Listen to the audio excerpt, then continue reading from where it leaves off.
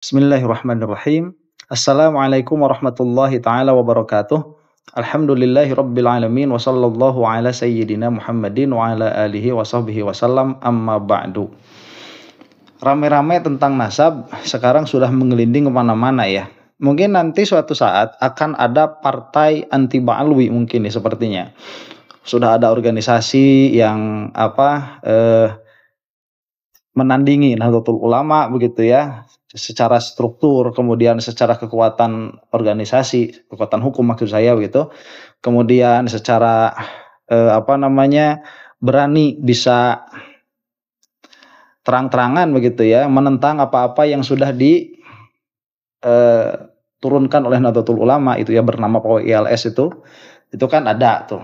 Nah sekarang ya sudah agak lama sih ini ramai juga tentang thariqahnya.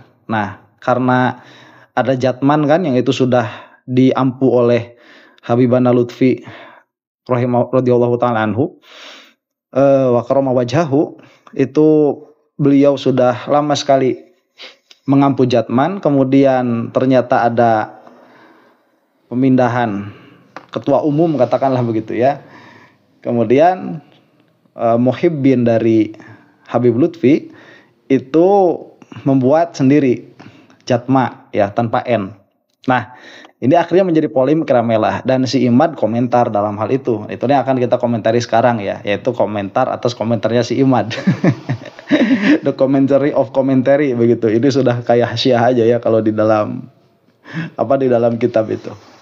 Nah cuman sebelum itu saya mau membahas dulu begini. Ini tentang Jatma ini adalah salah satu perkara yang saya ini sudah sedari awal begitu ya, sudah dapat informasinya A1 itu. Jadi sebelum Jatmanya jadi saya sudah tahu ini memang akan ada.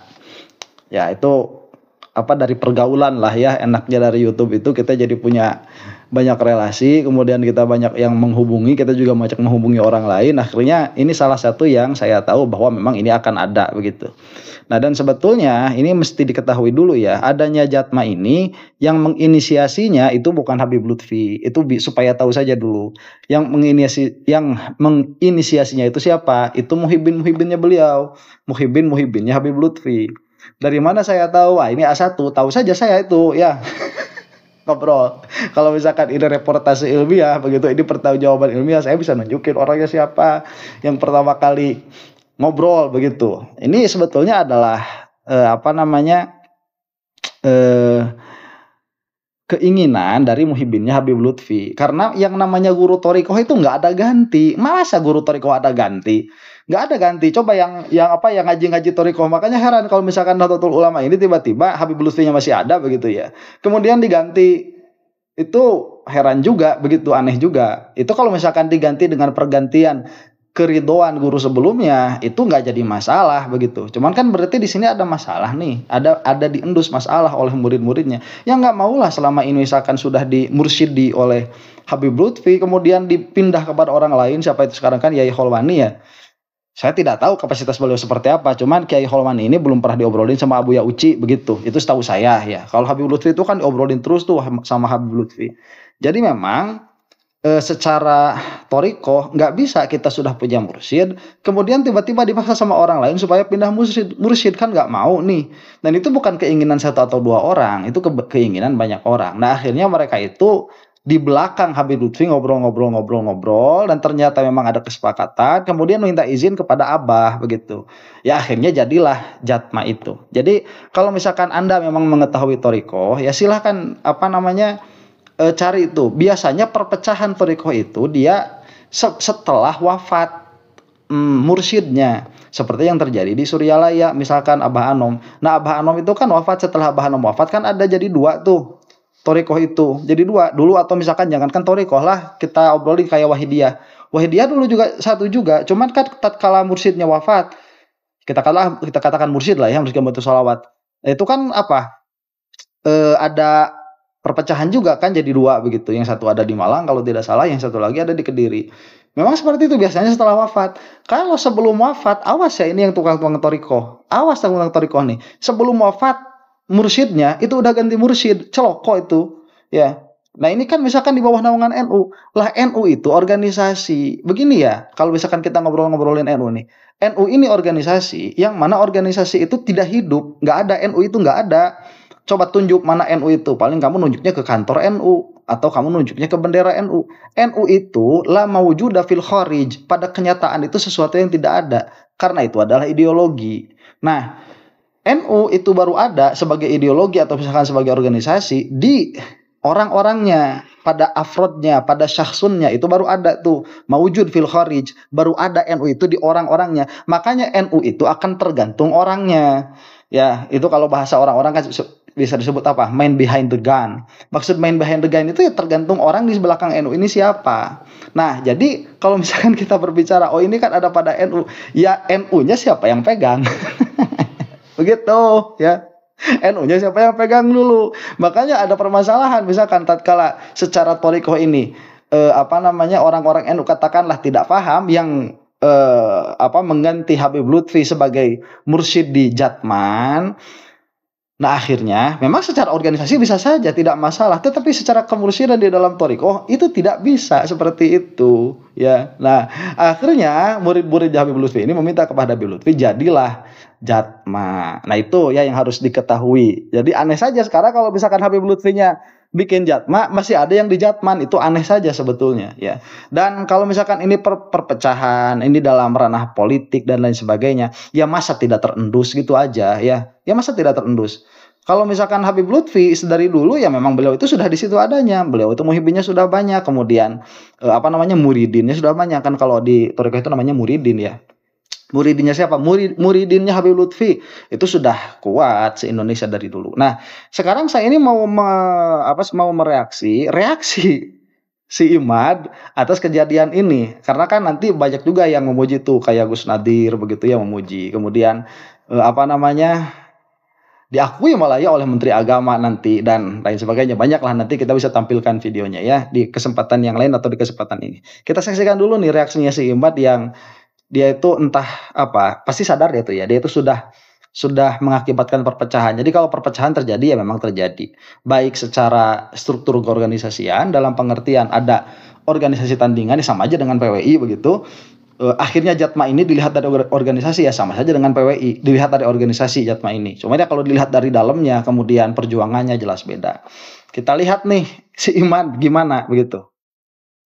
Kan elemen juga yang mengatakan bahwa PBNU tidak mau atau tidak berhasil. Artinya ketika Habib Lutfi mendeklarasikan Jatma Aswaja, PBNU tidak berhasil melakukan negosiasi atau islah katakanlah ya dengan Habib Lutfi. Ini bagaimana ini?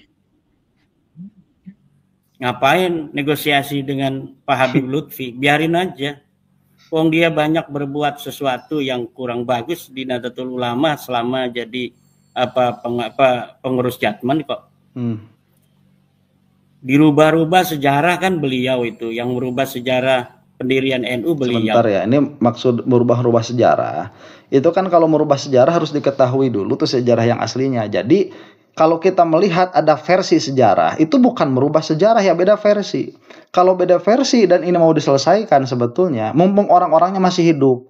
Jadi orang yang misalkan nih kalau berbeda nih, pendirian NU versinya Habib Lutfi.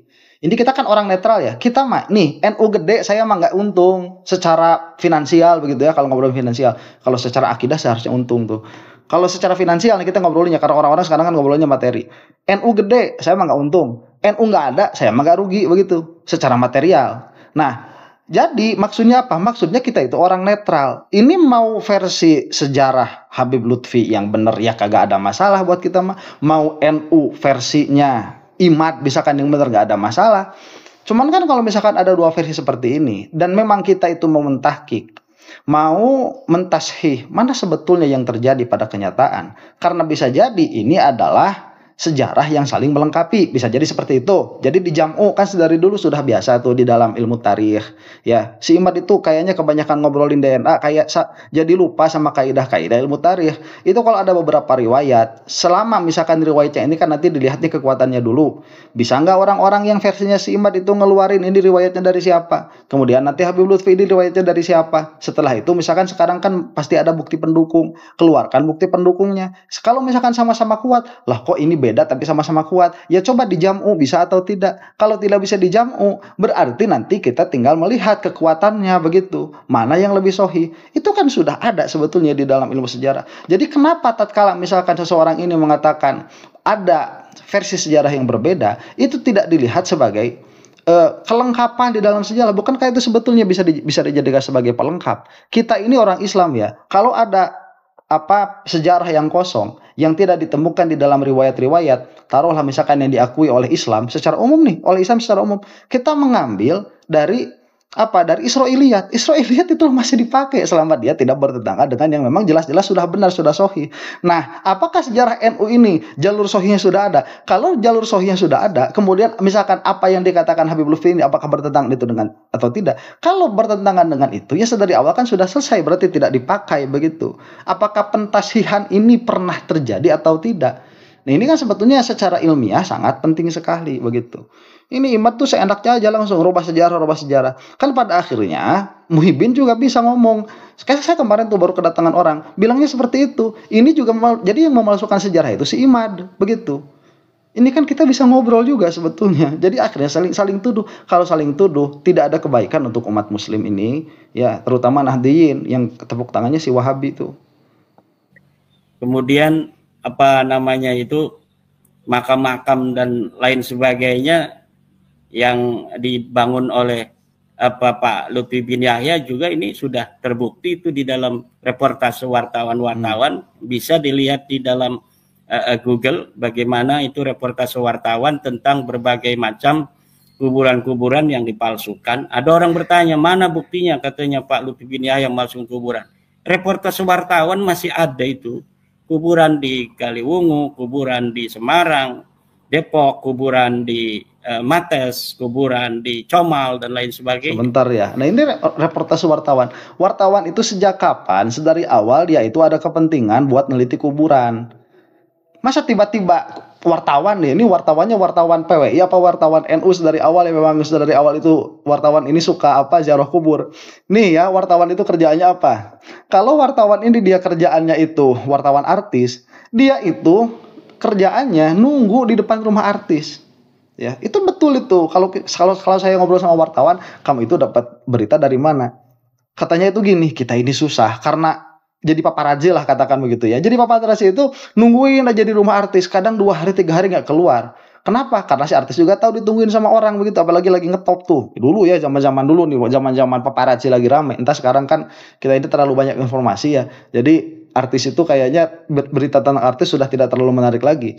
Cuman dulu begitu, nungguin aja di depan itu kadang 2 hari, kadang 3 hari, sampai nggak pulang-pulang ke rumah. Buat dapat apa? Buat dapat berita tentang si artis itu, ya. Nah, sampai dulu kan pernah ramai itu ya paparazzi di Amerika, si Britney Spears yang waktu pertama kali dibotakin rambutnya itu kan sampai laku jutaan dolar tuh fotonya itu. Nah, laku lihalin ya begitu kerjanya wartawan. Nah, kalau wartawan ini dia tidak punya berita, dia itu di mana duduknya? Ya biasanya duduknya itu di kantor polisi begitu, nungguin ya, siapa tahu ada kabar begitu. Orang kan kalau ada kabar tentang pencopetan misalkan atau pemukulan, duduknya di kantor polisi. Lah ini tiba-tiba ada wartawan reportase tentang makam palsu. Lucu, Imad kamu itu. Nih orang Indonesia itu ya bisa dimakan sama narasi. Orang cerdas kayak saya mah nggak bisa. Sorry ya. Kita itu tatkala ada keluar bahasa, ada keluar proposisi, itu kita pasti teliti dulu. Ya, nyoroscos orang itu. Nyoroscos itu dia bagian dari menghipnotis Anda. Jadi kalau misalkan Anda itu mau melihat ya, informasi dari orang itu penggal dulu, sepenggal dulu, nanti baru diterusin. Kalau ngomong jangan dipotong emang kalau ngomong, tapi pikiran ini harus sentence by sentence begitu ya. Itu apa, jumlah per jumlah, jumlah sugro, jumlah kubro itu harus nyambung. Ini nggak ada persambungan sebetulnya. Jadi kalau misalnya dikatakan, coba lihat di reportasenya wartawan macam apa itu yang memiliki sedari awal ya, dia itu kepentingan untuk mereportase makam-makam. Karena kalau misalkan makam-makam berarti dia itu kerjaannya datang dari makam ke makam. Yang kayak gitu mah ya kalau bukan NU dukun.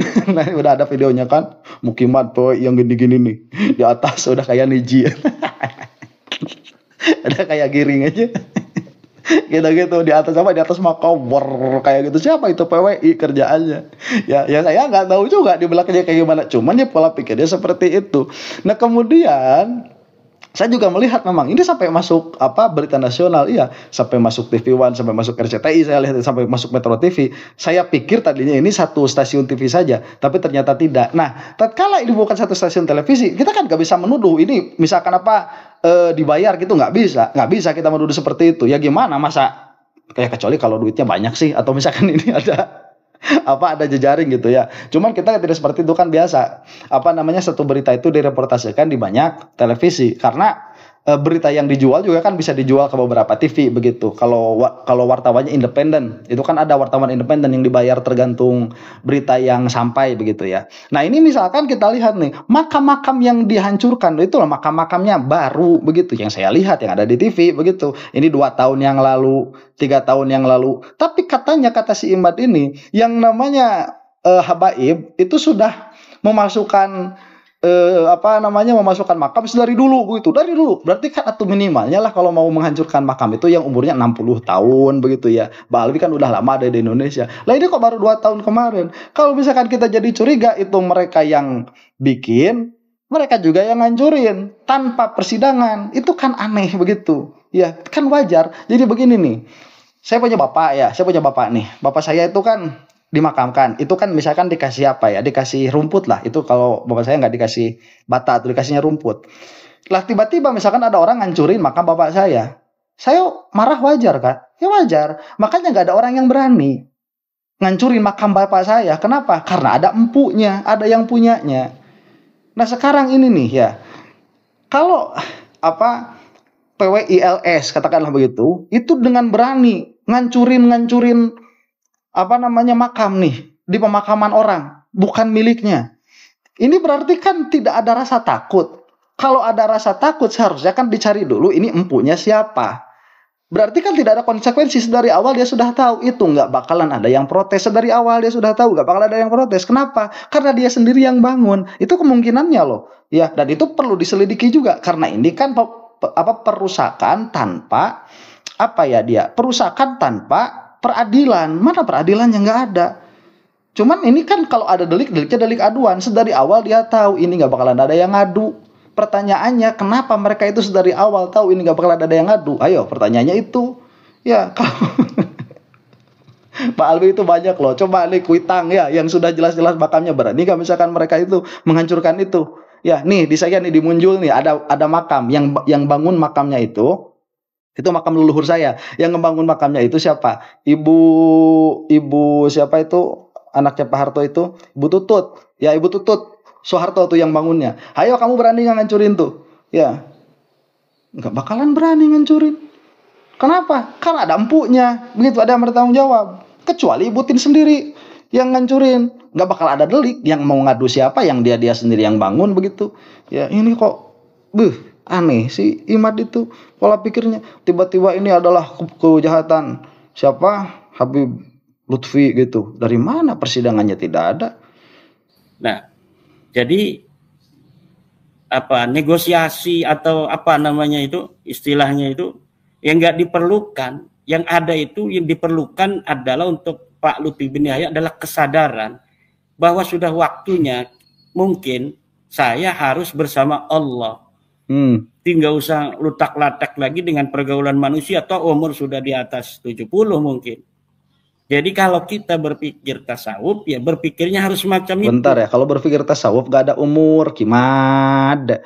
Gak ada gitu, umur saya udah 71 nih berarti saya udah harus berhenti. Kagak ada kalau tasawuf mah. Tasawuf Pak umur 70, umur 16, umur 20 sama aja. Ya, itu apa?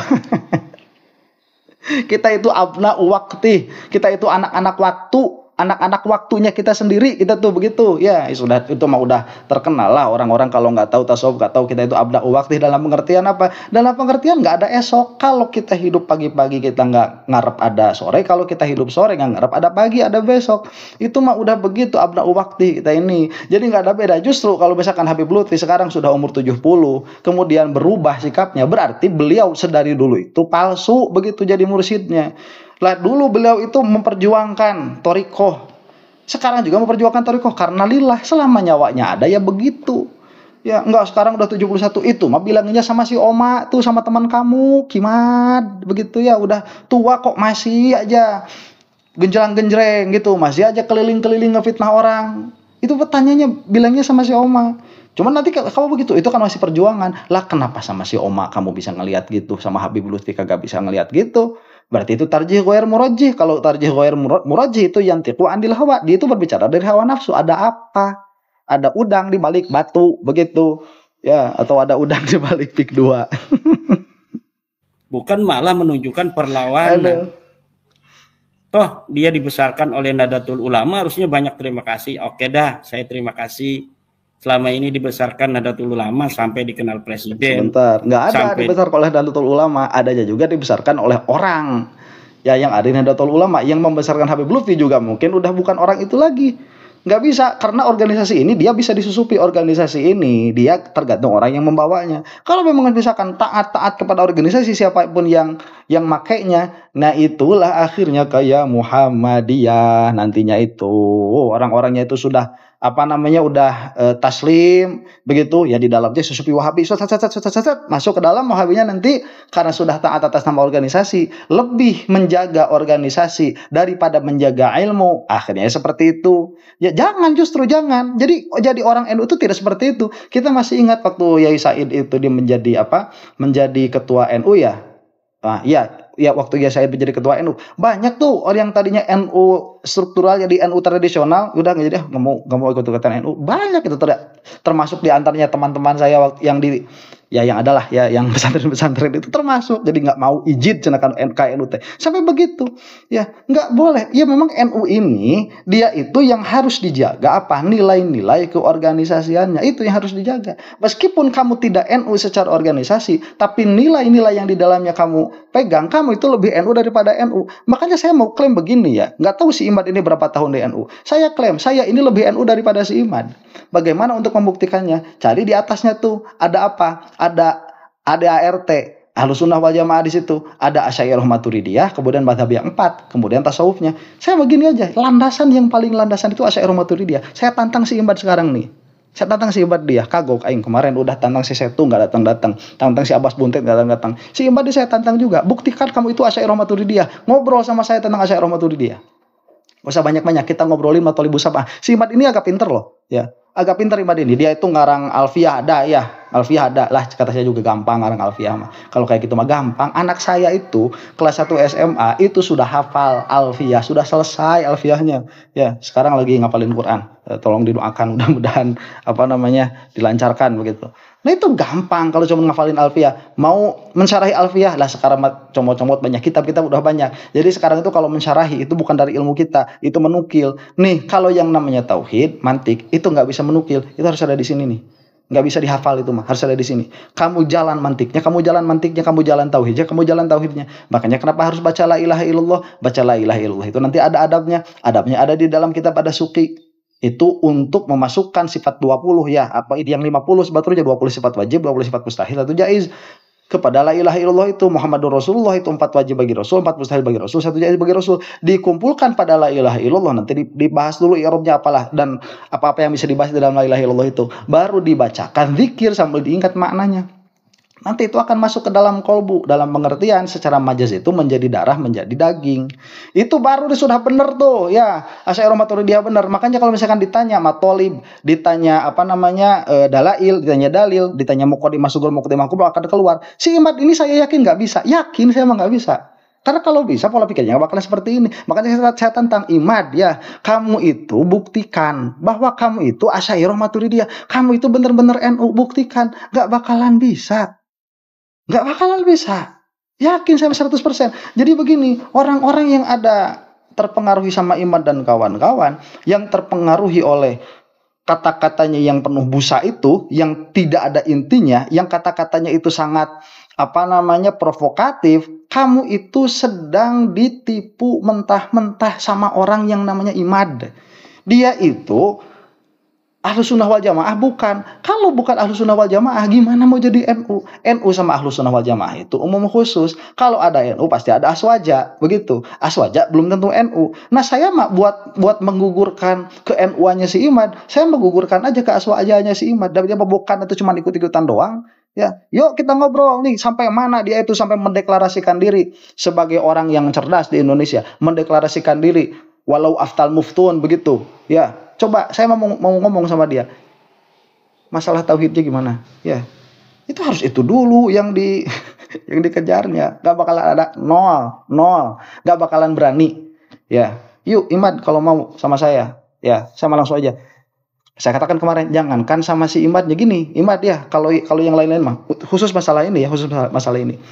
Kamu gak usah kamu lah. Orang yang saat video ini dibikin itu sudah jadi struktur PWILS. Saya tantang akidahnya. Bener nggak mereka itu Ahlus Sunnah wal Jamaah? Dukun mereka itu. Bukan Ahlus Sunnah wal Jamaah, dukun, bukan aswaja. Gak bakalan ngerti masalah aswaja itu, gak bakalan ngerti. Asy'ariyah Maturidiyah gak bakalan ngerti. Makanya dalam hal ini mereka itu sama Wahabi kumpul. Pokoknya selama the enemy of my enemy is my friend. Itu dari awal begitu.